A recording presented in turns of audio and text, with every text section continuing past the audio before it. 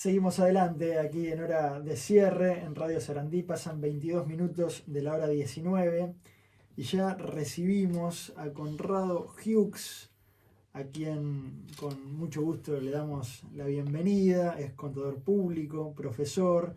Ustedes lo ven habitualmente en distintas tertulias, tanto de la televisión como de la radio de nuestro país. Tuvo su etapa como político también. Conrado Hughes, gracias. Político diría que muy poca, y cuando era muy joven. Tuve etapa de gobernante, De funcionario. muy breve. No, funcionario no fui nunca. Esa es una discusión que tuve en la televisión.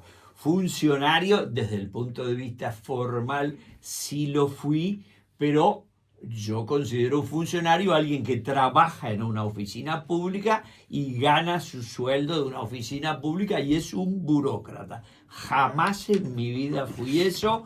Fui 15 o 17 años profesor universitario en la Facultad de Ciencias Económicas, en la Facultad de Ingeniería. Fui 2 años y meses, 26 meses, director de la ANCAP entre el año 88 y el comienzo del 90, como designado por el Senado y por el gobierno del doctor Sanguinetti, y integré el gabinete del doctor Lacalle desde el 1 de marzo hasta el 28 de agosto del 91, 18 meses. Antes y después nunca fui funcionario. Me gusta empezar así la entrevista. Como esos partidos, ¿no? Que va con los pies para adelante. Y No, porque está bien. Porque además me pasan cosas pintorescas, porque yo soy un entusiasta de Twitter y tengo muchos seguidores, y en general la gente se hace una película. Entonces la película incluye que algunos de los haters, cada tanto tiempo, porque realmente yo sé que provoco un poco de ira, me dicen: vos, ñoqui. Digo, no puedo ser ñoqui, no fui nunca en mi vida. Digo, obviamente en la Universidad de la República no sos ñoqui, tenés que ir a la clase, y si no, el catedrático. Yo llegué hasta grado 3 y fui ayudante de matemáticas, ayudante de métodos cuantitativos aplicados a la empresa, profesor adjunto en la Facultad de Ingeniería y en la de Ciencias Económicas, de investigación operativa. Mi profesor no admitía, los profesores de facultad no admitían ñoquis, y después nunca fui. Y por supuesto, en tiempos de ser gobernante, no es aplicable. 24/7, más esos cargos de confianza. Era 24/7 en ANCAP. En la OPP. No era 24/7 en ANCAP, pero no tenía ningún conflicto de nada. Iba y me divertía mucho. ¿Y político no te gusta esa palabra? No me gusta, no. Yo creo en la política, pero nunca me he terminado de llevar muy bien algunos criterios que tengo. Y algunos conceptos se dan de patada con algunas cosas que son comunes y admitidas. Por ejemplo, nunca en mi vida nombré a un funcionario. Perdón, en la oficina contraté a decenas, cientos, pero no era ningún pollo mío, ni le conseguí trabajo a ningún amigo, ni a ningún familiar, ni a ninguna persona cercana. Entonces, está asociado muchas veces la palabra político o política a esa práctica. Pero no es que está asociada, es parte de lo que hacen, lamentablemente. Entonces yo, cuando era muy joven, ahí me encantaba la política y nadie me iba a ofrecer nada. Por ejemplo, en el año 71 armamos un grupo de jóvenes estudiantes universitarios que estábamos militando por Wilson en la universidad, y cuando llegó las elecciones dijimos: si hacemos una lista. Entonces yo fui candidato a edil. Por eso es que mi incursión en la política es muy remota. 1971 fue hace 53 años. Pero que por supuesto hicimos una cooperativa en esa época, se podían hacer, y éramos 12 listas, pero ganamos nosotros. Lo que pasa es que para salir edil por Montevideo, el Partido Nacional siempre votó muy mal en Montevideo, y en esa elección del 71 fue peor, porque había aparecido, había emergido el Frente, que no ganó, pero llegó muy cerca, y por supuesto el gobierno eterno, como es ahora el del Frente, era del Partido Colorado. Por total, en la historia de Montevideo hubo un solo consejo de gobierno presidido por un blanco, y fue en la elección de 1958, que presidió en aquellos horrorosos regímenes de los colegiados el presidente del Consejo Departamental de Montevideo, que era don Daniel Fernández Crespo, caudillo de la lista 51, con su sede aquí en la avenida Sierra. Que ahora lleva el nombre de él. Claro, por supuesto, por supuesto, que los nombres se los damos así, es donde tenía don Daniel su comité. Te quería consultar, decías que entonces tenés esta relación con la política y siempre muy libre, ¿no? Porque soy completamente orejano. Pero sin ataduras. Pero aquello, la disciplina partidaria no va contigo. No, soy el más indisciplinado. Y esto lo reconozco, no es una virtud para alcanzar ciertas posiciones en política. Claro. No, por supuesto, no. Además, pues, puedo relatar N cuentos en donde fui totalmente no alineado, y bueno, y eso no es una ventaja, y yo eso no lo considero una virtud. En realidad no es una virtud que yo tenga para hacer política. Soy completamente orejano, y entonces opino con mucha independencia, no le debo nada a nadie, pero obviamente el 90% de las veces, últimamente el 100% de las veces, no me consulta nadie. Por eso te consultamos nosotros, y a mí me interesa mucho. No, bueno, con los periodistas tengo muy buena relación, soy amigo de todos, los jóvenes, los medianos y los viejos. Es interesante tener además opiniones y visiones en la coincidencia o la divergencia, con ese grado de libertad creo que suman. Y no voté siempre al mismo partido, siempre repaso todos los años que hay elecciones, yo cuento a quién voto, y no voté siempre al mismo partido, nunca. ¿Votaste al Partido Nacional? Muchas veces. ¿Al Partido Colorado? Una vez, una vez nacional y 2 veces departamental. ¿Y al Frente Amplio no lo votaste? Al Frente Amplio no, y al Partido Demócrata no. El Frente Amplio no lo voté, ni lo votaré en mi vida. Ese sería el titular. Pero sí voté al Partido Demócrata Cristiano en la elección de 1966, donde yo era militante del partido, del que me fui cuando el partido comenzó a inclinarse hacia la izquierda. Antes de venir a temas de la actualidad política, 2 cuestiones que te quería preguntar. Siempre decís que en el año que estuviste en la OPP, gobierno de Luis Alberto Lacalle, ese año el país tuvo superávit. No, la explicación es así.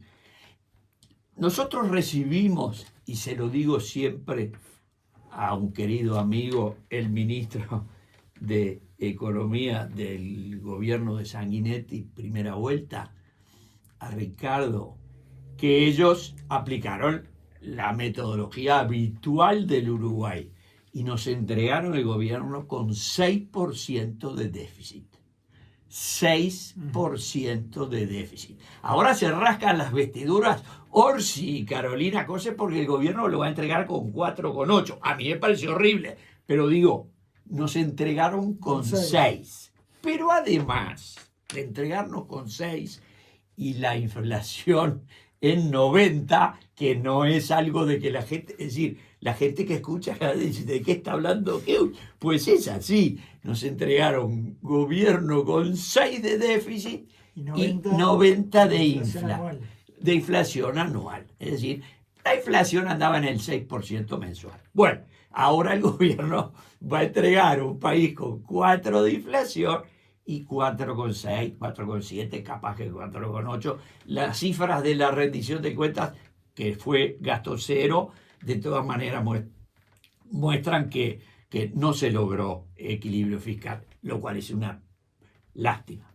Ahora, nosotros entramos el 1 de marzo y antes de terminar, teníamos que proyectar el año y en el mes de julio se había aprobado, en las votaciones de noviembre se había aprobado la mamarrachesca reforma de la seguridad social, de la que todos los partidos estuvieron contentísimos y sacó como el 78-80%.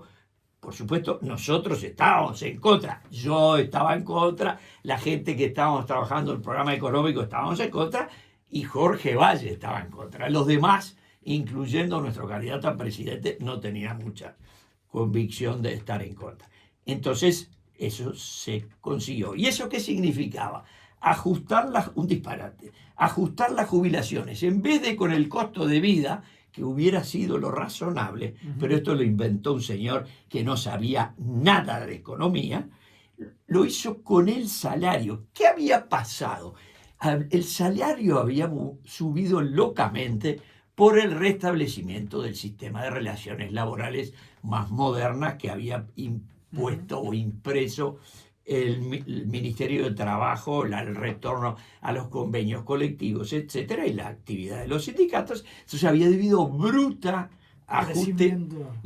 crecimiento del salario real durante el gobierno de Sanguinetti.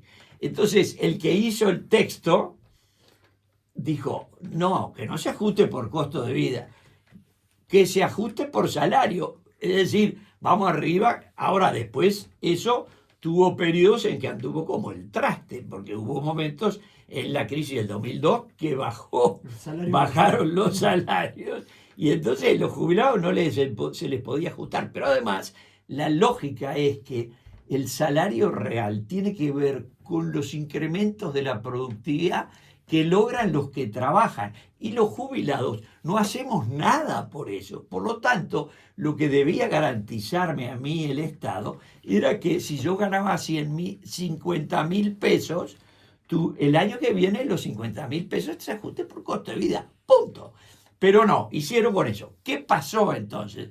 Eso nos agregaba 2 puntos, era un sacudón de un saque, y eso nos agregaba 2 puntos de déficit, con lo cual a julio, si no hacíamos un recorte con cimitarra, otra que con motosierra, con cimitarras, la solución era que íbamos a estar en la inflación del 150. Entonces, nosotros comenzamos con un ajuste fiscal en el mes de marzo, con creación transitoria que cumplimos.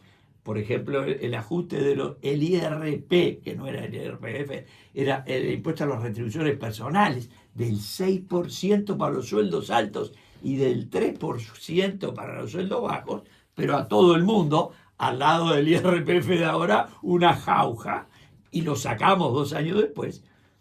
Pero subió la recaudación y yo era responsable de bajar todos los gastos. Y si tú vas a una gráfica que yo tengo guardada, que es un análisis de la recaudación y de los ingresos del Estado, el mes que me fui, la curva de ingresos se cruzó con la curva de gasto. La curva de gasto venía a pique y la curva de ingresos iba subiendo. ¿Qué cerró el 91 con superávit? No, con un déficit muy pequeño del 1,7. Pero el año 92 y el año 93, el Uruguay tuvo superávit fiscal con cómputo de todo, porque después vinieron unos economistas más creativos, inventaron el déficit primario. Pero el déficit primario lo que hace, es un invento argentino, por supuesto, con todas las chantadas, lo que hace es quitar los intereses, como diciendo, bueno, no, sí, los intereses son gastos del Estado, pero tenés que financiar esta farra, ¿no? Bueno, nosotros teníamos superávit. Nosotros, quiero decir, el gobierno del doctor Lacalle, porque yo no estaba. Porque ya no- El ya no ministro, estaba. el ministro era primero Enrique Braga y enseguida en el año 92 Ignacio Posadas, y por lo tanto yo no tenía absolutamente nada que ver, pero tuvimos superávit 92 y 93. Pero la tentación de los políticos es tan grande y creen tanto que gastando plata en el último año se ganan las elecciones que Se fue otra vez se fue, el no fue desastroso, ¿no? El déficit del 94 fue 2,3, porque le dieron a alguna gente, no a la marchanta. Y entonces el gobierno de Sanguinetti después empezó a... Pero la inflación la entregamos con 36. Habíamos empezado en 90. 90, claro. La entrega, y hay, alguno dirá, y cuando Hughes era director de planeamiento, tuvo un mes de 127, lo cual es cierto, y tuvo un mes de inflación de 15, pero no me daba vergüenza porque yo sabía que era pura y exclusivamente un efecto temporal, producto de que el gasto en el Uruguay es amado. Y los impuestos no, como en todas partes del mundo. Ahora, lo que hay que hacer, si quiero bajar los impuestos, es bajar los gastos. Vamos a hablar de eso. Vengamos al presente y hablemos de las elecciones internas. ¿Qué dejaron en grandes líneas? En grandes líneas dejaron, primero, el Uruguay es una democracia fantástica. Participó el 35% de gente. Bueno, la verdad, es extraordinario. Hay países que las elecciones, no con voto obligatorio, pero las generales, sí, claro. como los Estados Unidos, que se dirimen entre el 48 y el 53, el 54%. Acá es una disputa exclusivamente, que inclusive el premio, los que tienen premios son relativamente pocos. Si a ti te ponen octavo en la lista de convencionales de un sector político, no pasa nada, no festejás en tu casa ni nada. Te van a poner después, o si te fue muy bien porque creaste una lista y sacaste 5.000 votos, vas a hacer mejor carrera. Pero la verdad es que para elegir el presidente y para elegir las convenciones de los partidos, inclusive las departamentales, son una fantástica herramienta. Y esto fue un gran acierto de la reforma constitucional del año 96, que se homologó con un plebiscito que se estuvo por perder por menos de 1%, porque Tabaré no quería. Y Tabaré solo, para que los que creen que ahora el Frente con 412.000 votos se está comiendo a los niños crudos, nunca miraron para atrás. Ellos solos, en el año 97, no la acompañaba nadie. Pero no solo no la acompañaba nadie, algunos grupos del Frente, los sensatos, estaban a favor de la reforma constitucional, como estaban a favor de la reforma de ANCAP en el 2003, en una ocasión en la cual Danilo, Astori, Rubio y Curiel, en el caso de Astori lo hizo explícitamente, votaron, anunciaron, hicieron campaña en contra por disciplina partidaria. Ahí tenés gente con disciplina partidaria. Habías trabajado en la ley de ANCAP para que se desmonopolizara una cosa que el Uruguay, un mamarracho que tiene el Uruguay desde 1931 y que no logró ni el Frente con gente sensata, ni la LUC, ni el gobierno de Lacalle. Yo creo que nadie lo saca, pero además, estando yo en el gobierno, pudimos cerrar y hacer desaparecer el espinillar. Y logramos derogar el monopolio de los alcoholes que terminó con la división alcoholes. Ahora, este gobierno y todos los otros que han pasado no pueden con una empresa fundida a la que todavía le invirtieron Martínez y Raulito Sendic, solo en Portland y los mamarrachos de la Cal de 33, 350, 400 millones de dólares que ahora están rematando. Y dice, che, se va a sacar poca plata. Imagínate lo que vas a sacar por un horno que lo tenés tirado entre los pastos y que te costó 80 millones de dólares. Entonces, es verdad que digamos, la izquierda está completamente en los pedales en el Uruguay, siendo el 50% de la opinión pública desde el año 97, desde el plebiscito.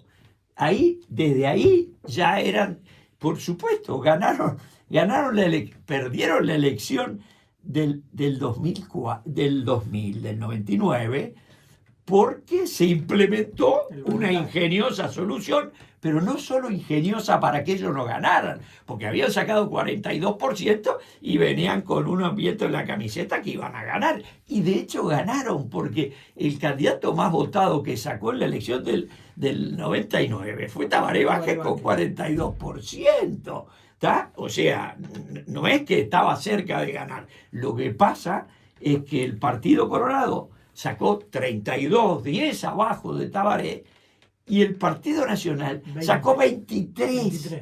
Pero todos los uruguayos normales que habían votado, no era yo uno de ellos, al doctor Lacalle, que fue el ganador de la primera interna del Partido Nacional, votaron como un tablón.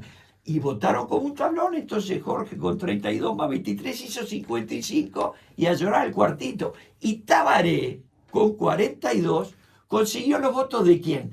Del que se había quedado todavía con partido separado porque el Hugo Batalla había retornado, después de sacar 9% en el 89, había retornado al Partido Colorado y era el vicepresidente de Sanguinetti. Y él se llevó la mitad de ese partido y la otra mitad se quedó con Rafael. Y Rafael volvió, la 99.000, volvió expreso al Frente Amplio y sacaron 46 en el balotaje, inventaron encuentro progresista y después trajeron a 2 años, 2 veces intendente. Esto no causaba escándalo. Un intendente de Cerro Largo con 2 periodos, uno en el Senado, y se vino a la fórmula para integrar una cosa que llamaron nueva mayoría. Y ganaron con la fusta abajo del brazo. Sí, hay quien dice, bueno, el Partido Colorado evitó esa elección que ganó el Frente Amplio junto al Partido Nacional, pero se vino la crisis y hoy el Partido Colorado no levantó nunca más. Pero eso tiene otras interpretaciones. Sí, obviamente tengo teoría para todas estas cosas, tengo teoría porque a mí no hay cosas que me diviertan más que los temas electorales. Nada me divierte más. A ver, vengamos a estas internas. El Frente Amplio celebró. Sí, más de 400.000 votos. Pero es una gran elección. No, es un gran verso, como siempre. Son los magos de Disney. Ellos crean un mundo de fantasía, ¿tá? Y después lo celebran arriba. Pero además todas las cosas las hacen igual. Fíjense, ellos juntaron, porque Pichelete y FAS son la misma entidad, con los mismos dirigentes y con las mismas cosas. Tienen algunos que se dedican solo a la política, pero la mayoría son del semillero. Ahora, ellos juntaron firmas para derrotar al gobierno en la LUC. ¿Juntaron firmas o no juntaron firmas? Sí. ¿Cuántas firmas entregaron?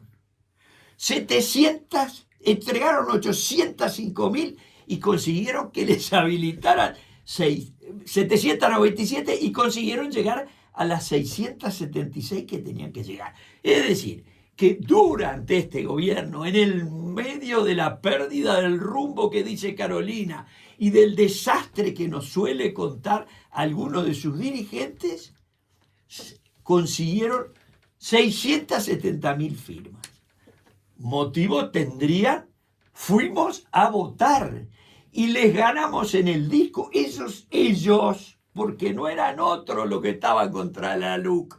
¿O alguien cree que había votos de la coalición que no les gustaba el desalojo exprés o el sistema de garantía?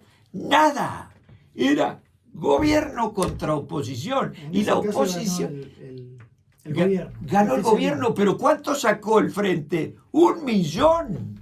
Al trote. 1 millón de votos. Entonces, ¿y eso cuándo fue?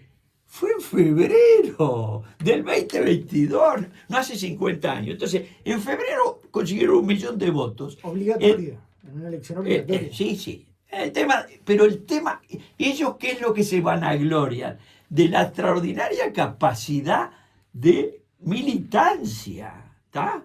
Nada, estaban motivados porque tenían que pelear los que querían sacar a Carolina y que los que temen a Carolina, que además no ganaron, que además Carolina, candidata del MPP en las internas del 2019, se cambia de bando con el apoyo de quien había sido su rival en aquella elección, que era el Boca Andrade, pero los dos compitieron y perdieron por goleada con Daniel Martínez y con Vergara con el 10%. Entonces, ¿cómo es la cosa?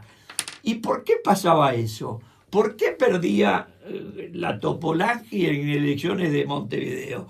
Porque en el frente lo que había era un grupo no hipermilitante de uruguayos esencialmente y mentalmente vallistas, moderados y socialdemócratas, cuya extraordinaria figura de liderazgo era Danilo Astori, a quien denostaron, persiguieron, le hicieron todas las trapisondas, incluyendo una reunión, un congreso que lo humillaron en el Palacio Peñarol, cuando la fórmula de Mujica, que lo dejaron que saliera tercero, le hicieron una manganeta para que saliera primero Mujica.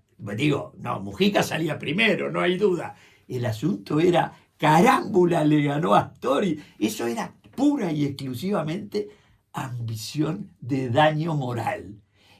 Y Danilo tenía una paz personal que le hizo decirle que sí a Tabaré cuando volaban desde Europa a Washington en el año 2004 y aguantar todas las maldades que le hicieron hasta que se murió. Y la interna, conformada la fórmula, quise decir, Orsi-Cose. Es agua y aceite. Hagan la prueba, ¿vio? ¿Cuánto tienen que conseguir para que esa emulsión se convierta en una mezcla? Los dos candidatos que compitieron, el partido definió. No se quieren, se les nota. Yo no voy. Primero metacomunican que no se pueden ver, pero aunque aparecieran realmente muy, digamos, para que tengas una idea, la primera elección de internas, Jorge Valle compitió con Luis Hierro. Jorge Valle representando a su vieja lista 15 y Luis Hierro representando el sanguinetismo, que habían tenido una disputa muy amarga en los años anteriores. Ahora, compitieron en todo el país, ganó Jorge y esa misma noche se abrazaron y proclamaron, porque es así, como fue la noche que Luis Lacalle y Larrañaga con un dolor del alma, entre otras cosas. No, porque nunca estuvieron peleados. El guapo, Luis Lacalle, tenía 20 años menos que él. O sea,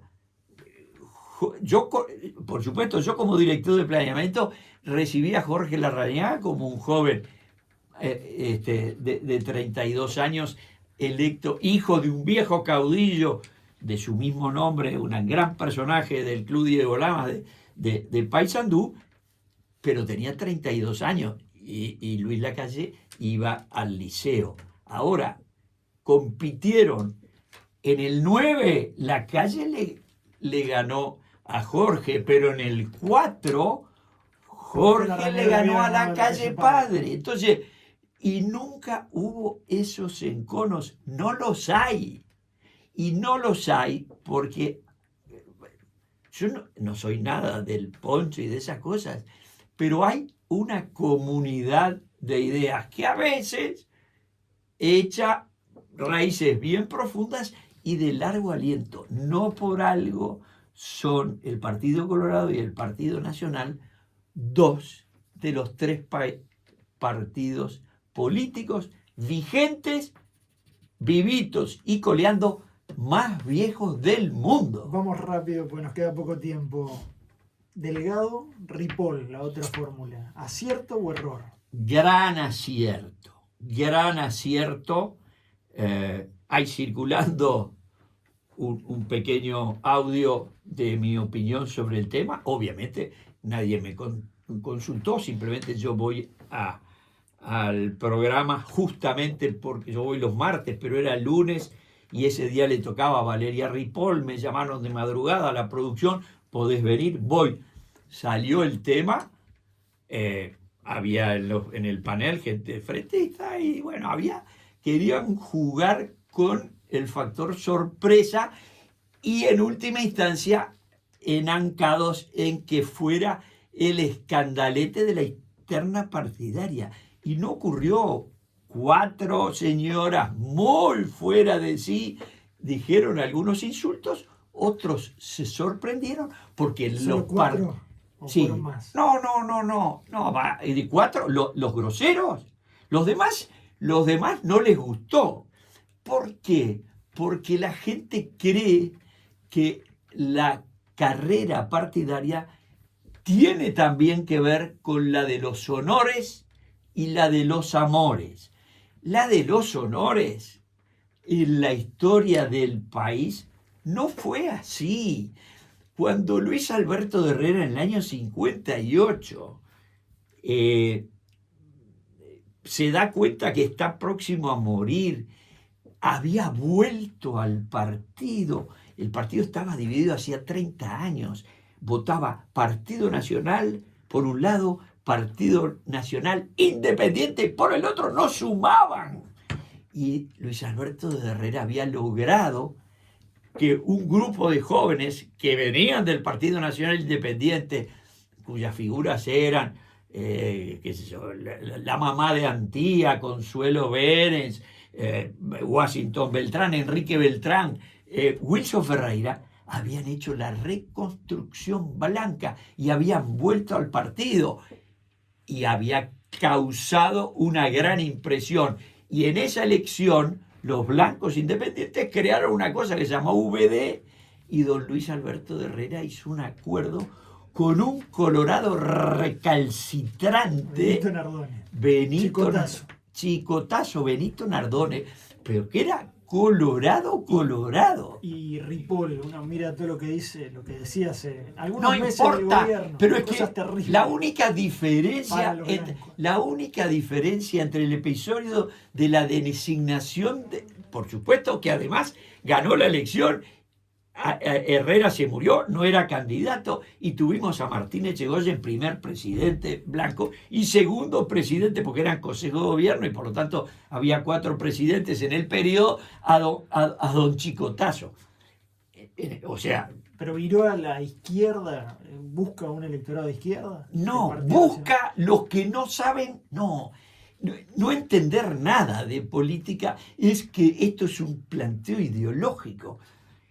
¿Qué es lo que pasa? El 70% de la gente no solo no le interesa la política, sino que no sabe nada.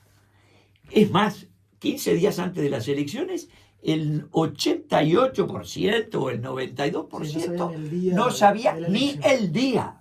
Pero hay un dato que nadie ha visto que lo incluya. En las elecciones del 30 de junio hubo 90.000 votos en blanco al órgano nacional.